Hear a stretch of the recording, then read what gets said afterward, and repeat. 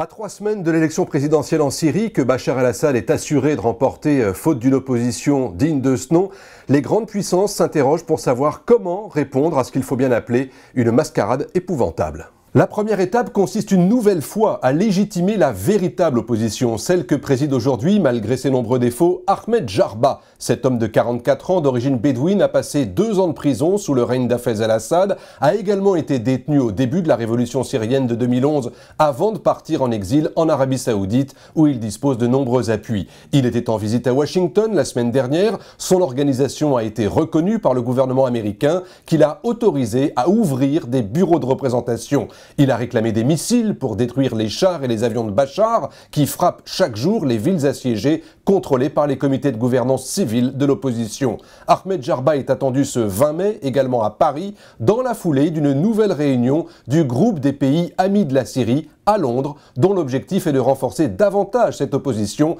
face à la réélection de Bachar. Une nouvelle phase qui signifie de facto l'échec définitif de ce qu'on a appelé Genève 2, la conférence destinée à mettre sur pied une transition politique négociée en Syrie. D'ici là, les Occidentaux vont chercher à placer les Russes une nouvelle fois devant leurs responsabilités face aux crimes perpétrés par le régime de Bachar el-Assad. Cela fait longtemps que les Français, les Américains et les Britanniques travaillent sur un projet de résolution aux Nations Unies visant à saisir la Cour pénale internationale pour que Bachar el-Assad et son régime y répondent de leurs actes. La Russie de Vladimir Poutine, naturellement, devrait mettre son veto cette semaine à un tel texte et l'idée est bien pour les Occidentaux de rendre la Russie de cette façon complice des crimes perpétrés en Syrie. Dans la rédaction de cette résolution, les Occidentaux pourraient s'appuyer sur le fameux rapport César, du nom de cet archiviste des services syriens qui a fait défection avec des dizaines de milliers de photos de détenus torturés et exécutés. Tout cela, évidemment, ne fournit pas de réponse à la barbarie qui s'est emparée de la Syrie et qui déstabilise les pays voisins.